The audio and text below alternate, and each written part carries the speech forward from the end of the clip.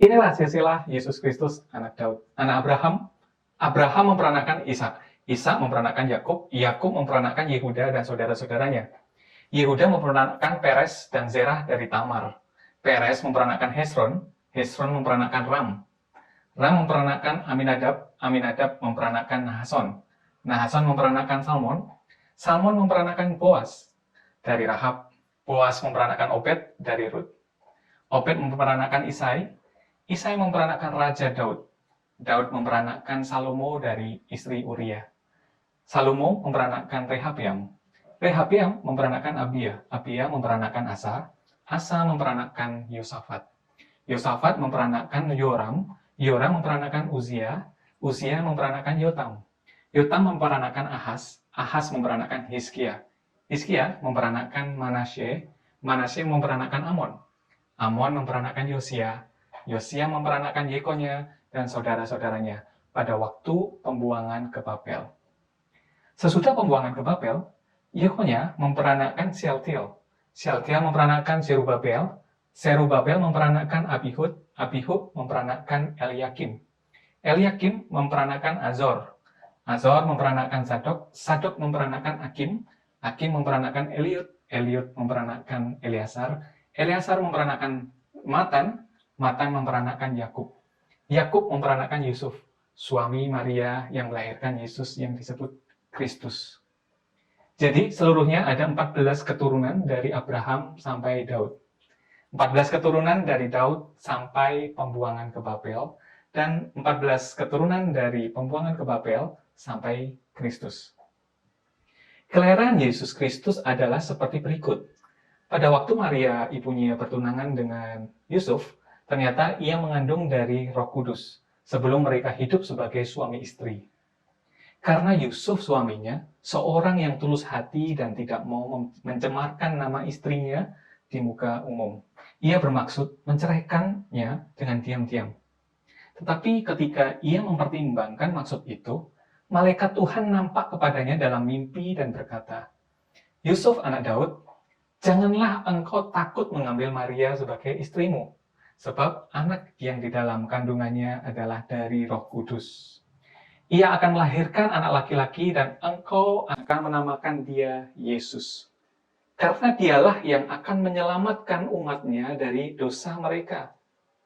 Hal itu terjadi supaya genaplah yang difirmankan Tuhan melalui Nabi. Sesungguhnya, anak darah itu akan mengandung dan melahirkan seorang anak laki-laki dan mereka akan menamakan dia Immanuel, yang berarti Allah menyertai kita. Sesudah bangun dari tidurnya, Yusuf berbuat seperti yang diperintahkan malaikat Tuhan itu kepadanya. Ia mengambil Maria sebagai istrinya, tetapi tidak bersetubuh dengan dia sampai ia melahirkan anaknya laki-laki dan Yusuf menamakan dia Yesus. Sesudah Yesus dilahirkan di Bethlehem, di tanah Yudea, pada zaman Raja Herodes, datanglah orang-orang Majus dari timur ke Yerusalem dan bertanya-tanya, "Di manakah dia, raja orang Yahudi yang baru dilahirkan itu? Kami telah melihat bintangnya di timur dan kami datang untuk menyembah dia." Ketika Raja Herodes mendengar hal itu, terkejutlah ia beserta seluruh Yerusalem. Maka dikumpulkannya semua imam kepala dan ahli Taurat bangsa Yahudi, lalu dimintanya keterangan dari mereka di mana Mesias akan dilahirkan. Mereka berkata kepadanya, "Di Bethlehem di tanah Yudea, karena demikianlah ada tertulis dalam kitab Nabi, dan engkau Bethlehem, tanah Yehuda, engkau sekali-kali bukanlah yang terkecil di antara mereka yang memerintah Yehuda. Karena daripadamulah akan bangkit seorang pemimpin yang akan menggembalakan umatku Israel." Lalu dengan diam-diam Herodes memanggil orang-orang Majus itu dan dengan teliti bertanya kepada mereka, bila mana bintang itu nampak. Kemudian ia menyuruh mereka ke Bethlehem. Katanya, "Pergi dan selidikilah dengan seksama hal-hal mengenai anak itu, dan segera sesudah kamu menemukan dia, kabarkanlah kepadaku supaya aku pun datang menyembah dia." Setelah mendengar kata-kata raja itu, berangkatlah mereka. Dan lihatlah, bintang yang mereka lihat di timur itu mendahului mereka hingga tiba dan berhenti di atas tempat di mana anak itu berada. Ketika mereka melihat bintang itu, sangat bersukacitalah mereka. Maka masuklah mereka ke dalam rumah itu dan melihat anak itu bersama Maria, ibunya, lalu sujud menyembah dia.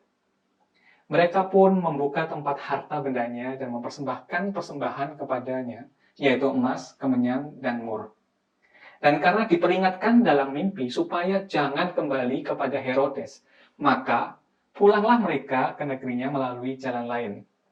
Setelah orang-orang Majus itu berangkat, nampaklah malaikat Tuhan kepada Yusuf dalam mimpi dan berkata, "Bangunlah, ambillah anak itu serta ibunya, larilah ke Mesir dan tinggallah di sana, sampai aku berfirman kepadamu, karena Herodes akan mencari anak itu untuk membunuh dia."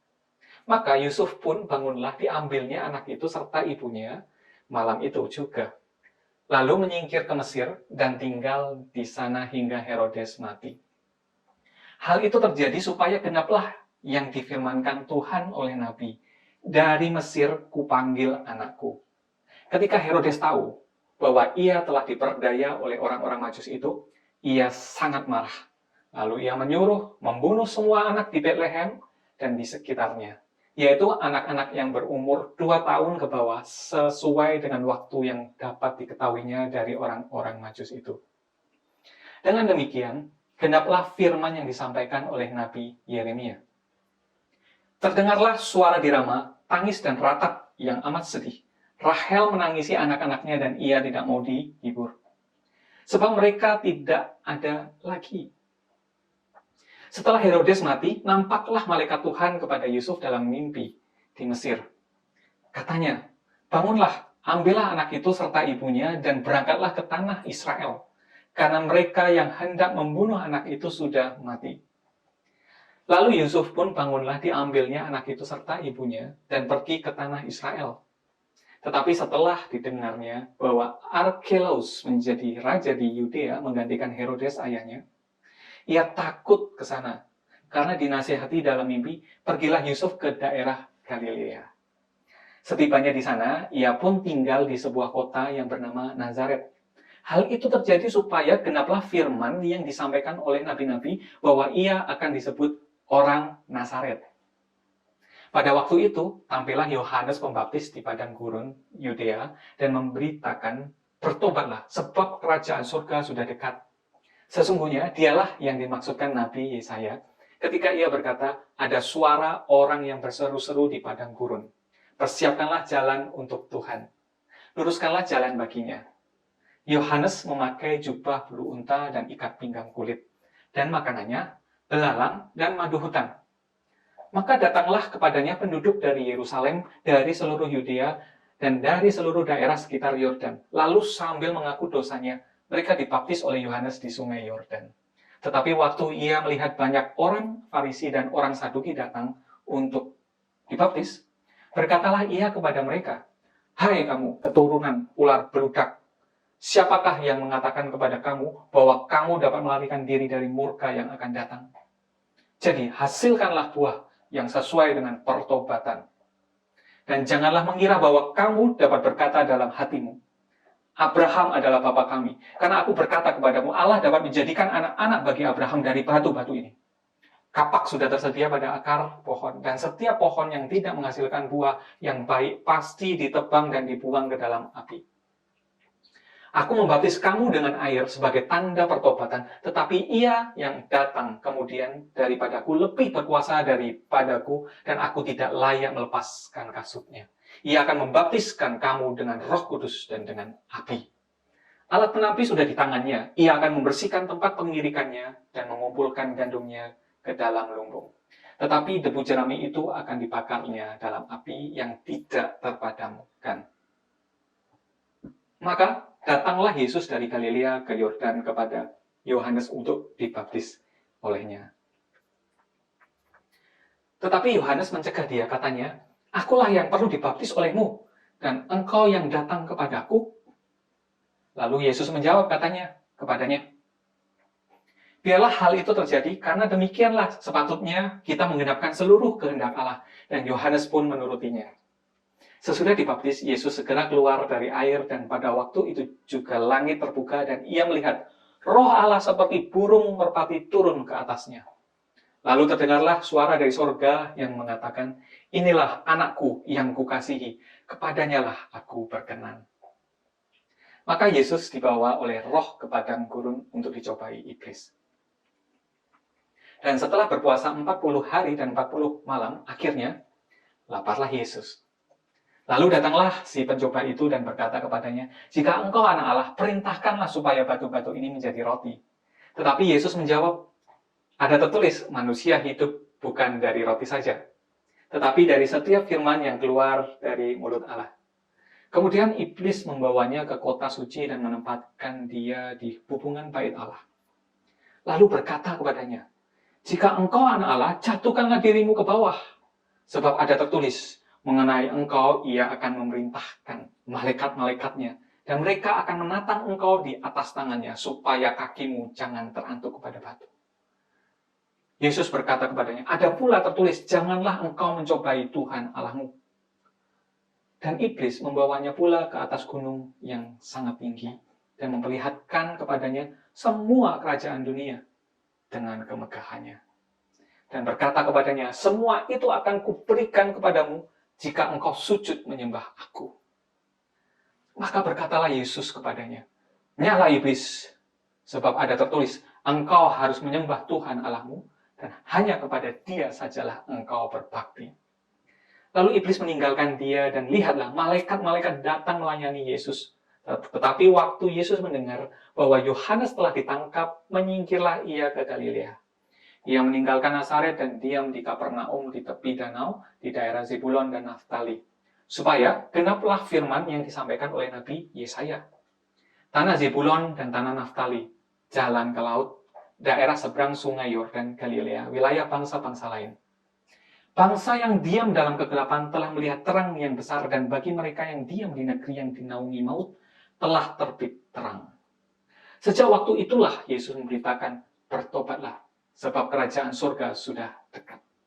Dan ketika Yesus sedang berjalan menyusur danau Galilea, ia melihat dua orang bersaudara, yaitu Simon yang disebut Petrus dan Andreas saudaranya. Mereka sedang menebarkan jala di danau, sebab mereka menjala ikan.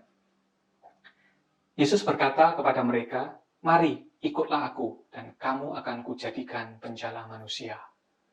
Lalu mereka pun segera meninggalkan jalannya dan mengikuti dia.